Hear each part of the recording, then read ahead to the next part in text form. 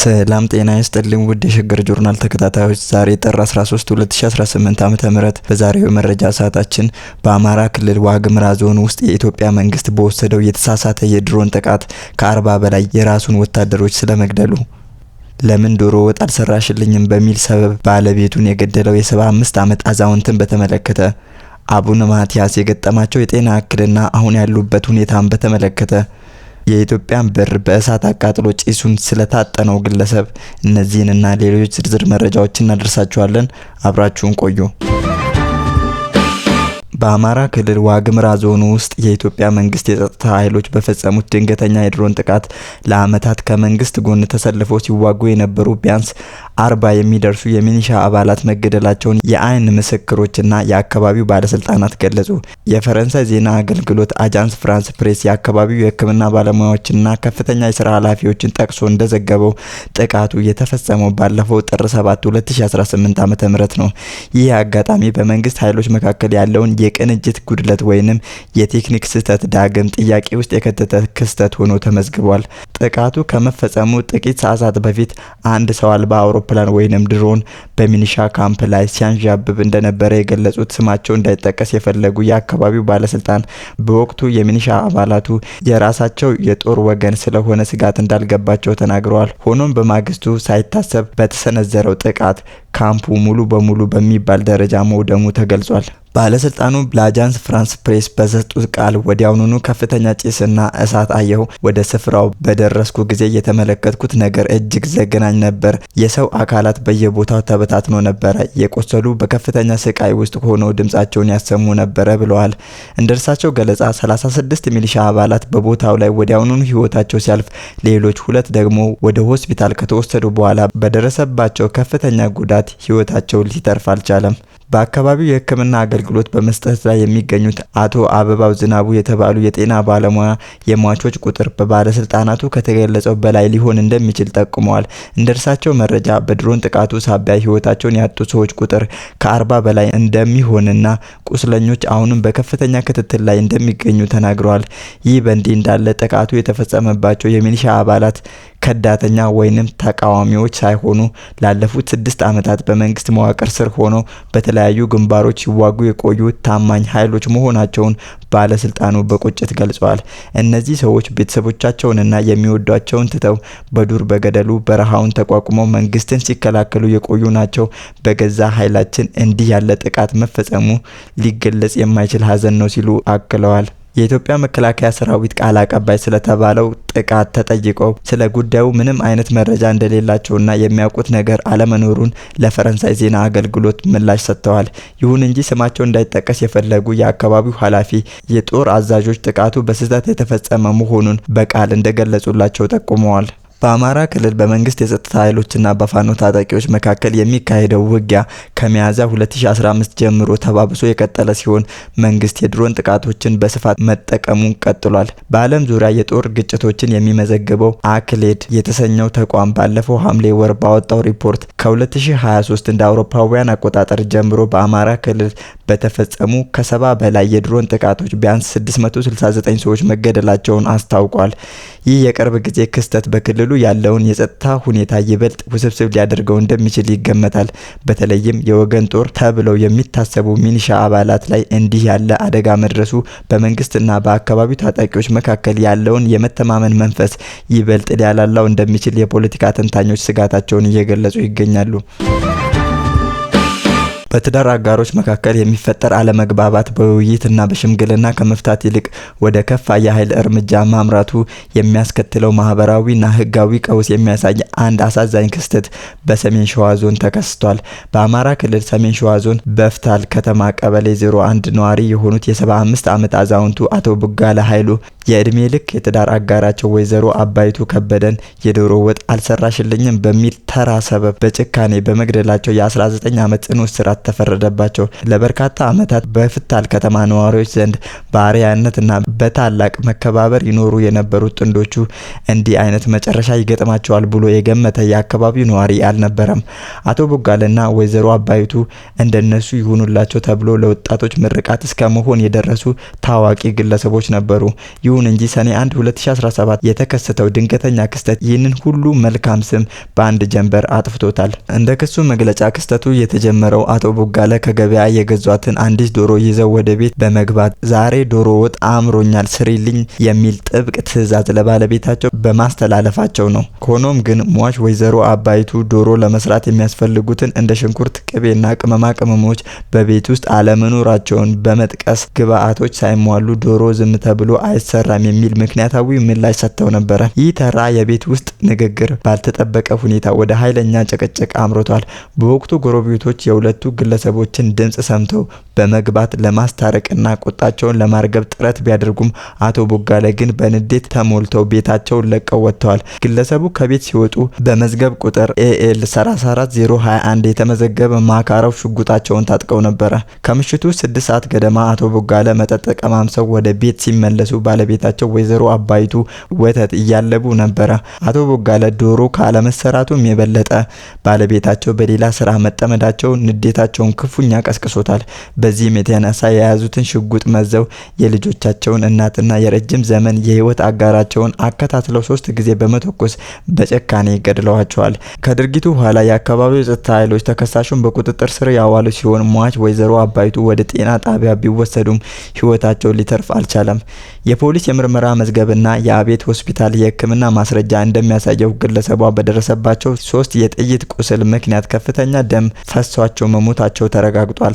የሰሜን ሸዋ ዞን ከፍተኛ ፍርድ ቤት አቃቢ ህግ ዳዊት ንጉሴ ግለሰቡ ላይ በከባድ የሰው መግደል ወንጀል ክስ የመሰረቱ ሲሆን የሰውና የሰነድ ማስረጃዎችን ለችሎት አቅርበዋል። ተከሳሹ አቶ ቦጋለ ኃይሉ ድርጊቱን መፈጸማቸው በማስረጃ በመረጋገጡ ፍርድ ቤቱ ህዳር 19 2018 በዋለው ችሎት ጥፋተኛ መሆናቸውን ወስኗል። ፍርድ ቤቱ የተከሳሹን እድሜ ከግምት ውስጥ ቢያስገባም የወንጀሉ አፈጻጸም ዘግናኝ መሆኑና ተራ ሰበብን መነሻ ማድረጉን ከግምት ውስጥ በማስገባት አቶ ቦጋለ ኃይሉ በ19 ዓመት ጽኑ እስራት እንዲቀጡ በሙሉ ድምጽ ወስኗል። የክልሉ ፖሊስ ኮሚሽን የህዝብ ግንኙነትና የኮሚኒኬሽን ዘርፍ እንደገለጸው ይህ ክስተት በቤተሰቡ ውስጥ የሚፈጠሩ ጥቃቅን አለመግባባቶች በትዕግስትና በሰላማዊ መንገድ ካልተፈቱ የሚያስከትሉት አስከፊ ውጤት ትልቅ ማሳያ ነው። በተለይም የታጠቁ ግለሰቦች ስሜታቸውን መቆጣጠር በማይችሉበት ወቅት የከፋ ጥፋት ሊያደርሱ እንደሚችሉ በመጠቆም ህብረተሰቡ የንዴት ስሜት ከመቆጣጠር ባለፈ መሰል የቤት ውስጥ ጥቃቶችን አስቀድሞ ለመከላከል ለህግ አካላት መረጃ እንዲሰጥ ጥሪ ቀርቧል። ከቅርብ ጊዜ ወዲህ በማህበራዊ ትስስር ገጾች ላይ የሚለቀቁ ተንቀሳቃሽ ምስሎች በኢትዮጵያ ብሔራዊ መገበያያ ገንዘብ ብር ላይ የሚፈጸሙ ተገቢ ያልሆኑ ድርጊቶች መጨመራቸውን ያሳያሉ። በተለይም በአንድ ግለሰብ አማካኝነት ጫት እየቃመ የኢትዮጵያን ብር በእሳት ሲያቃጥልና ጭሱንም ሲታጠን የሚያሳይ ተንቀሳቃሽ ምስል በብዙዎች ዘንድ ቁጣንና ጥያቄን አስከትሏል።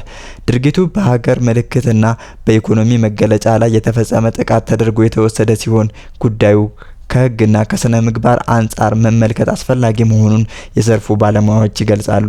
የኢትዮጵያ ብር የመግዛት አቅም መዳከምና የዋጋ ግሽበት በዜጎች የዕለት ተዕለት ኑሮ ላይ ከፍተኛ ጫና እያሳደረ መሆኑ ግልጽ ነው። ዜጎች መሰረታዊ ፍላጎቶቻቸውን ለማሟላት በሚታገሉበት በዚህ ወቅት እንዲህ ያሉ የብክነት ድርጊቶች ማህበራዊ ቅሬታን ይፈጥራሉ።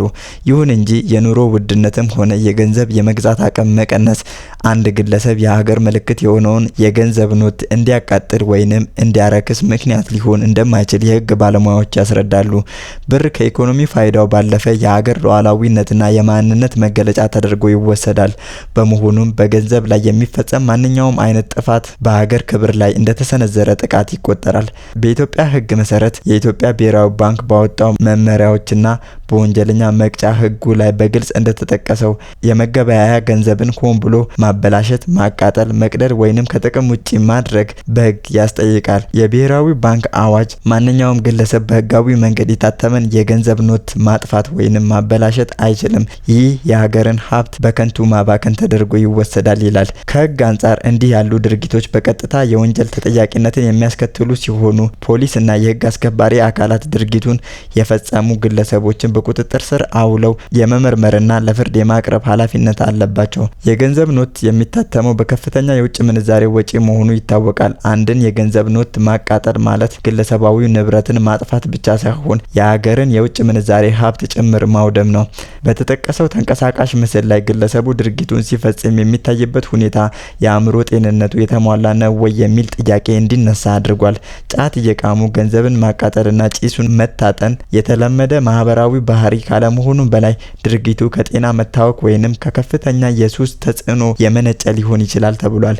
በመሆኑም የህግ አስከባሪ አካላት እርምጃ ከመውሰዳቸው በፊት የግለሰቡን የስነ አእምሮ ሁኔታ መመርመርና አስፈላጊውን ሕክምና ወይንም ትምህርት እንዲሰጠው ማድረግ የሰብአዊነትም የሙያም አሰራር አካል ነው። ድርጊቱ ግንዛቤ ካለማግኘት የመነጨ ከሆነም ለሌሎች ትምህርት በሚሆን መልኩ የማስተማር ስራ መሰራት ይገባል። የጸጥታ አካላት መሰል ድርጊቶች እንዳይስፋፉና እንደ መደበኛ ተግባር እንዳይታዩ የማድረግ ግዴታ አለባቸው። ፖሊስ ግለሰቡን ለህግ በማቅረብ ድርጊቱ የሚያስከትለውን ቅጣት ለህዝብ ይፋ ማድረግ ሌሎችም መሰል ድርጊቶች እንዳይፈጸሙ እንደ መከላከያ ያገለግላል። በተጨማሪም ማህበረሰቡ የሀገርን ሀብትና ምስል የመጠበቅ ኃላፊነት እንዳለበት ሊገነዘብ ይገባል። የገንዘብ አጠቃቀምን በተመለከተ በትምህርት ተቋማትና በመገናኛ ብዙሃን ግንዛቤ መፍጠር ለወደፊቱ መሰል ነውረኛ ድርጊቶችን ለመከላከልም ወሳኝ መፍትሄ ነው። በአጠቃላይ የገንዘብን የመግዛት አቅም መዳከም በኢኮኖሚ መርሆች የሚቀየር እንጂ በገንዘብ ኖቶች ላይ ቁጣን በመግለጽ የሚፈታ አይደለም። የሀገርን ገንዘብ ማቃጠል ህግን መጣስ ብቻ ሳይሆን የሞራል ዝቅጠትንም ያሳያል። የህግ አስከባሪ አካላት ድርጊቱን በጥብቅ ሊመረምሩትና አስፈላጊውን ህጋዊ እርምጃ ሊወስዱ ይገባል። ጎን ለጎንም የዜጎች የግንዛቤ ደረጃ እንዲያድግ ትምህርታዊ ስራዎች መጠናከር አለባቸው። በኢትዮጵያ ኦርቶዶክስ ተዋሕዶ ቤተክርስቲያን ምእመናን ዘንድ ከፍተኛ ጥያቄንና ስጋትን ፈጥሮ የነበረው የብፁዕ ወቅዱስ አቡነ ማትያስ ቀዳማዊ ፓትርያርክ ርዕሰ ሊቃነ ጳጳሳት ዘኢትዮጵያ ሊቀ ጳጳስ ዘአክሱም ወእጨጌ ዘመንበረ ተክለ ሃይማኖት በበዓለ ጥምቀት ላይ አለመገኘትን አስመልክቶ ቤተክርስቲያኗ የቅዱስነታቸውን ወቅታዊ ሁኔታ የሚገልጽ ዝርዝር ማብራሪያን ሰጥታለች። በየዓመቱ በታላላቅ የሃይማኖት በዓላት ወቅት በተለይም በበዓለ ጥምቀት በአካል ተገኝቶ ቡራኬንና ቃለ ምዕዳንን በመስጠት የሚታወቁት ስድስተኛው ፓትርያርክ ብፁዕ ወቅዱስ አቡነ ማትያስ በዘንድሮ የጥምቀት በዓል ላይ አለመገኘታቸው በብዙዎች ዘንድ ጥያቄን አስነስቶ ነበረ። በጃን ሜዳ በተካሄደው ታላቅ የጥምቀት በዓል ላይ የቅዱስነታቸው ድምጽ አለመሰማቱና ቡራኬያቸውን ለመቀበል ሲጠባበቁ የነበሩ ምዕመናን የእርሳቸውን አለመገኘት ተከትሎ አባታችን የት ገቡ፣ ምን ገጠማቸው የሚሉ ስጋት አዘል ጥያቄዎችን ሲያነሱ ቆይተዋል። ይህንን የጋዱ ዓለም ስጋትን ተከትሎ በማህበራዊ ሚዲያዎች ላይ ቅዱስነታቸው ከኃላፊነታቸው ተነስተዋል እስከሚሉ ያልተረጋገጡ መረጃዎች ሲሰራጩ የነበረ ቢሆንም የቤተ ክርስቲያኗ ከፍተኛ የስራ ኃላፊዎች ግን ጉዳዩ ከጤና ሁኔታ ጋር ብቻ የተያያዘ መሆኑን አረጋግጠዋል። ስማቸው እንዲገለጽ ያልፈለጉ አንድ የቤተ ክርስቲያኗ ከፍተኛ የስራ ኃላፊ እንደገለጹት ቅዱስነታቸው በበዓሉ ላይ ያልተገኙት በገጠማቸው መጠነኛ የመውደቅ አደጋ ምክንያት በሕክምና ክትትል ላይ ስለነበሩ ነው ብለዋል። እንደ ስራ ኃላፊው ገለጻ አደጋው የገጠማቸው ባለፈው ታህሳስ ወር በመንበረ ፓትርያርክ ግቢ ውስጥ ሲሆን ድርጊቱን ተከትሎ የቅዱስ ሲኖዶስ አባላት አስፈላጊውን ክትትልና ድጋፍ ሲያደርጉላቸው ቆይተዋል። ቅዱስነታቸው የእድሜ መግባትን ተከትሎ የሚመጣ መጠነኛ ህመም ቢኖርባቸውም በቅርቡ የገጠማቸው የመውደቅ አደጋ ግን ለተወሰነ ጊዜ እረፍትና ሕክምና እንዲያደርጉ አስገድዷቸዋል ብለዋል። ሆኖም አሁን ላይ ቅዱስነታቸው በጥሩ የማገገም ሁኔታ ላይ እንደሚገኙና ከሆስፒታል ወጥተው በመንበረ ክብራቸው ሆኖ ጸሎታቸውን እያደረጉ መሆኑ ተገልጿል። በቅርቡ በነበረው የልደት በዓል ወቅትም መልእክታቸውን በቅዱስ ሲኖዶስ ዋና ጸሐፊ ብፁዕ ወቅዱስ አቡነ ዲዮስቆሮስ አማካኝነት በንባብ ቢያቀርቡም ቡራኬውን ግን ራሳቸው ቅዱስነታቸው መስጠታቸው ተመላክቷል። ቅዱስነታቸው ከፕትርክና ተነስተዋል በሚል የሚናፈሰው መረጃ የስራ ኃላፊው ፈጽሞ ውሸት ነው ሲሉ አስተባብለዋል። ስድስተኛው ፓትርያርክ አሁን በመንበረ ክብራቸው ላይ እንዳሉና የቤተ ክርስቲያኒቱ አስተዳደራዊ መዋቅርም በእርሳቸው መመሪያ ስር መሆኑን አረጋግጠዋል። ቅዱስነታቸው በመንበረ ክብራቸው አሉ። ዛሬም ድረስ የቤተ ክርስቲያኒቱ መሪ እሳቸው ናቸው።